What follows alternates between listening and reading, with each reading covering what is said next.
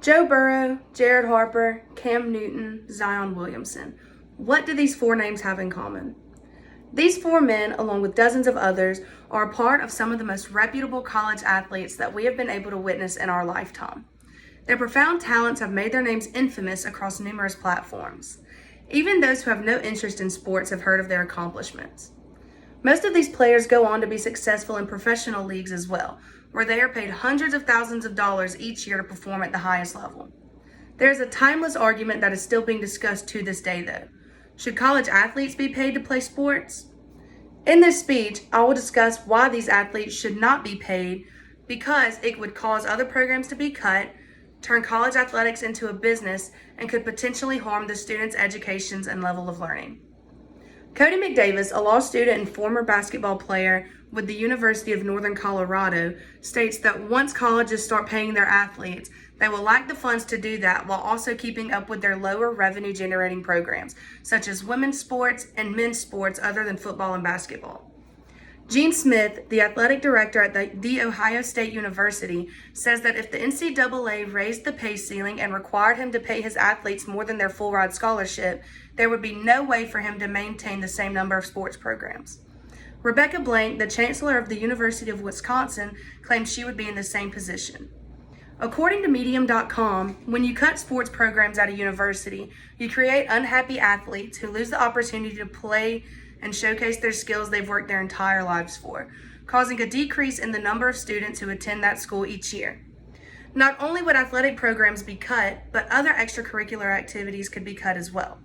An article published by Eastern Washington University states that this could result in non-athletic students not receiving a true education and the proper care for their desired major.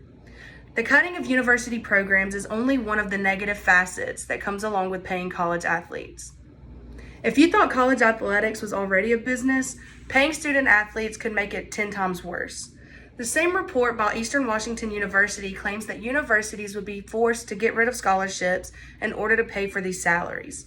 These salaries would be taxed, possibly so much that these athletes would not be able to afford their tuition. Therefore, they would be forced to commit to the highest bidding school, potentially schools that don't offer their desired major or degree programs. An article also published by Cody McDavis in the New York Times reports that the 30 largest universities in the United States generate revenues exceeding $100 million each year just from athletics. These revenues are spent on operating expenses and athletic scholarships, causing a majority of athletic departments to operate at a loss.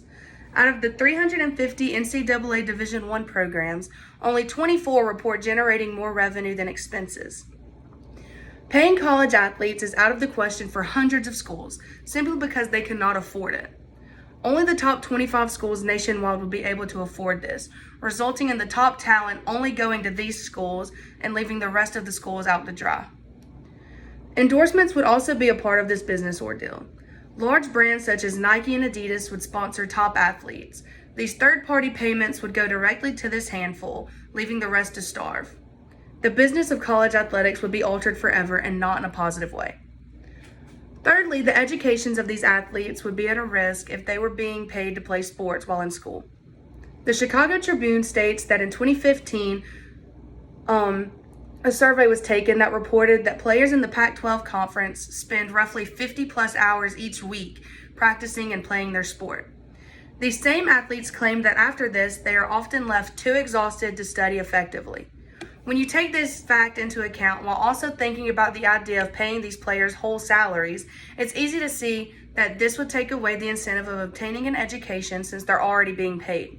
This would also ruin the competition that makes college athletics so much more appealing than professional athletics, blurring the already thin line between the two. Sports are extracurricular activities, and education comes first. Coaches and athletic administrations do a great job of making sure athletes know this by ensuring their athletes go to class and maintain a certain GPA in order for them to play. These scholarships these students receive can be considered a form of payment. Not only do they cover tuition, which is on average roughly about $100,000 for 4 years, but they include meal plans, housing, and any other costs that non-athletic students are required to pay for. Getting a near-free education is so much more beneficial to these athletes at this stage. Despite these cons, there are a few benefits of paying student athletes. For those schools that can afford to pay them, it would give incentive for top talent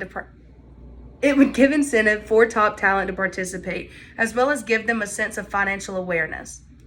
Playing college sports is time-consuming and expensive. SportAssets.com states that on average, NCAA D1 athletes spend 35.4 hours each week playing their sport. These same athletes spend on average 3.4 hours each week working minimum wage jobs, and that adds up to about $25 a week, which is basically nothing.